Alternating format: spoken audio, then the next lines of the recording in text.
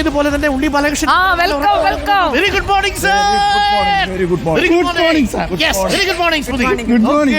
അപ്പൊ crystal clear ആയ വിജയം പ്രവചിക്കാൻ, വിജയത്തിന്റെ പിന്നിലെ ആഴത്തിലുള്ള രാഷ്ട്രീയ വിശകലനങ്ങൾ നടത്താൻ ഉണ്ണി ബാലകൃഷ്ണൻ, സ്മൃതി പരുത്തിക്കാട്, ആന്റോ അഗസ്റ്റിനും നമുക്കൊപ്പം ചേരുന്നു. ഉണ്ണി ബാലകൃഷ്ണൻ, യുവർ പ്രദീപിന്റെ കോൺഫിഡൻസ് ഞങ്ങൾ ഞെട്ടിച്ചു.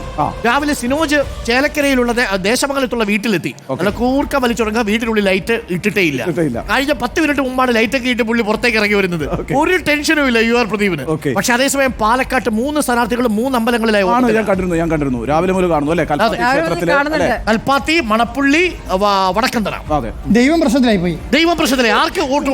3 പേര് നിരന്ന് നിൽക്കുകയാണ്. അതെ, അതും ഭക്തിയുടെ കാര്യത്തിൽ 3 പേരും ഈക്വൽ ആണോ? അല്ല, അതങ്ങനെ തന്നെയാണല്ലോ. ഏതായാലും വളരെ കൗതുകരമായിരിക്കും അല്ലേ? അടുത്ത ഒരു മണിക്കൂർ. ഇനി ഇനിയിപ്പോ 55 മിനിറ്റ് അല്ലേ? ഞാൻ പ്രാർത്ഥിച്ചൊക്കെ രാവിലെ എഴുന്നേക്കുക. പുതിയ വാച്ച് വാങ്ങിയിട്ടുണ്ട്. സമയം ഇപ്പൊ പറഞ്ഞത് അതുകൊണ്ട്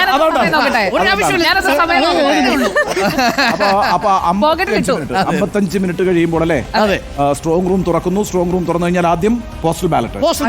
അത് കഴിഞ്ഞ് കഴിഞ്ഞാൽ മുനിസിപ്പാലിറ്റി, പാലക്കാട് മുനിസിപ്പാലിറ്റി, അത് കഴിഞ്ഞാൽ പിരായിരി, അത് കഴിഞ്ഞാൽ മാത്തൂര്, അത് കഴിഞ്ഞാൽ. ഞാനൊരു കാര്യം ചോദിക്കട്ടെ, നമ്മൾ നേരത്തെ പ്രേക്ഷകരോട് പ്രവചിക്കാൻ പറഞ്ഞിരുന്നു. പ്രേക്ഷകർ പ്രവചിച്ചു തുടങ്ങി. മുതലാളി വന്ന സ്ഥിതിക്ക് സമ്മാനം കൊടുക്കുമെന്ന് ചോദിക്കാം. അതെ, കൃത്യമായി പ്രവചിച്ചാൽ കൃത്യമായി ഏറ്റവും നന്നായിട്ടല്ലേ? ഏറ്റവും കറക്റ്റ്, ആക്യുറേറ്റ്. മുതലാളിക്ക് പണിയാൻ വേണ്ടി വന്നിരിക്കുകയാണ് ആസ് യൂഷ്വൽ. അപ്പൊ കൃത്യമായി പ്രവചിച്ചു കഴിഞ്ഞാൽ നമ്മളൊരു സമ്മാനം, ഒരു സമ്മാനം കൃത്യമായി ഭൂരിപക്ഷം പ്രവചിച്ചാൽ അത് ആര്? ഡയറി മിൽക്കാണോ സമ്മാനം? ഒന്ന് ഡയറി മിൽക്ക് നമ്പർ കൊടുത്താലോ? ഒരു നമ്പർ കൊടുക്കാം. ഇല്ല, വേണ്ട, ഇട്ടാൽ മതി. അപ്പൊ നമ്മുടെ ആൾക്കാരത് വീക്ഷിക്കും. കൃത്യമായി പ്രവചിക്കണം അല്ലേ? കൃത്യം നമ്പർ ഉണ്ടെങ്കിൽ. യൂട്യൂബിൽ പക്ഷേ പ്രശ്നം എന്താ അറിയോ? യൂട്യൂബിൽ ഇപ്പൊ 24,000 പേര് കണ്ടുകൊണ്ടിരിക്കുകയാണ്.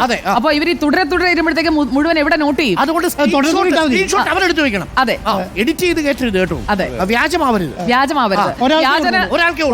വ്യാജന സ്ഥാനമില്ലാത്ത വിധി എഴുത്താണ്. അതെ, വിധി എഴുത്താണ്. അപ്പോൾ പ്രിയപ്പെട്ട പ്രേക്ഷകരും കൃത്യമായിട്ട് പ്രെഡിക്റ്റ് ചെയ്യുക. നമ്മൾ എപ്പോഴും അവസാനിപ്പിക്കും?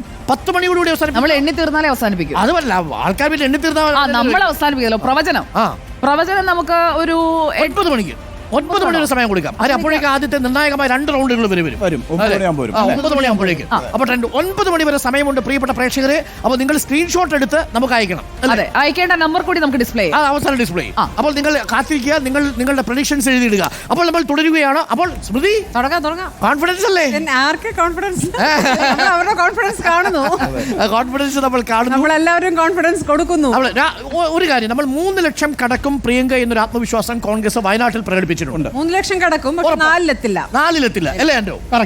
വയനാട് കൃത്യമായിട്ട് അതിനപ്പുറം പോകാൻ സാധ്യതയില്ല. അതിനപ്പുറം പോകാൻ സാധ്യത. ഞാൻ പക്ഷേ ഒരു 3.25 വരെയൊക്കെ പ്രതീക്ഷിക്കുന്നു. 3.25 വരെ പോവാം. പക്ഷെ 3-ൽ താഴ്ന്നാൽ അത് കോൺഗ്രസിന് തിരിച്ചടിയാവും. സാധ്യതയില്ല. മാത്രമല്ല, അതിപ്പോ നമ്മളിപ്പോ കോൺഗ്രസിന്റെ ഒരു കുഴപ്പമായിട്ട് ഞാൻ കാണുന്നില്ല. പൊതുവിൽ വയനാട്ടിലെ ആ അന്തരീക്ഷത്തിൽ ആളുകൾ പുറത്തേക്ക് ഇറങ്ങി വോട്ട് ചെയ്തില്ല. എന്തൊക്കെ പറഞ്ഞെന്ന് പറഞ്ഞാലും ഈ ബാലറ്റിൽ വീണ വോട്ടുകളെല്ലാം നമുക്ക് എണ്ണാൻ കഴിയുള്ളൂ.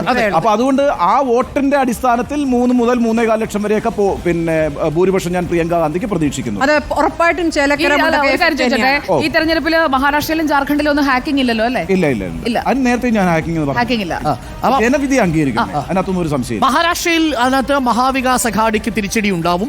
അവിടെ മഹായുതി സഖ്യം തന്നെ തുടരും. അവർ വരാനുള്ള സാധ്യത കൂടുതലാണ്. പക്ഷേ ജാർഖണ്ഡിൽ അങ്ങനെ ആകണമെന്നില്ല. ഇല്ല, മാത്രമല്ല ഞാൻ പ്രതീക്ഷിക്കുന്നത് മഹാരാഷ്ട്രയിൽ അംഗ അസംബ്ലിക്ക് സാധ്യത തള്ളിക്കളയണ്ട. കാരണം വെച്ചാൽ സ്വതന്ത്രമാർക്കൊക്കെ വലിയ പ്രാധാന്യത്തോടുകൂടി വരുന്ന ഒരു തെരഞ്ഞെടുപ്പായിരിക്കും. ജാർഖണ്ഡിൽ ഞാൻ ഒരു എന്താ പറയാ, ഒരു ഹേമന്ത് സോറന്റെ തുടർച്ച പ്രതീക്ഷിക്കുന്നു. ഓക്കെ, അപ്പോൾ പ്രിയപ്പെട്ടവരെ നോക്കൂ, പാലക്കാട് തിരഞ്ഞെടുപ്പിൽ കഴിഞ്ഞ തവണ 10 റൗണ്ടുകൾ വരെയും NDA മുന്നിലായിരുന്നു. 10 റൗണ്ടുകൾ വരെ നമ്മുടെ കയ്യിൽ കൃത്യമായ കണക്കുണ്ട്. 10ാമത്തെ റൗണ്ട് ആകുമ്പോഴാണ് BJPയുടെ ലീഡ് കുറഞ്ഞു 97 വോട്ടാവുന്നത്. 10 റൗണ്ട് വരെ അത് നോക്കൂ. ആദ്യത്തെ റൗണ്ട്, 1ാമത്തെ റൗണ്ട് എണ്ണി തുടങ്ങുമ്പോൾ 1804 വോട്ടിന്റെ ലീഡ് BJPക്ക് ഉണ്ടാവും. അപ്പോൾ ഫസ്റ്റ് റൗണ്ടിൽ 2000-ന് മുകളിൽ BJP ലീഡ് ഉയർത്തിയിട്ടുണ്ടെങ്കിൽ അതൊരു സൂചനയാണ്. ബാലറ്റ് വോട്ടിൽ NDA മുന്നിലായിരിക്കും. ബാലറ്റ് വോട്ടിൽ NDA മുന്നിലായിരിക്കും.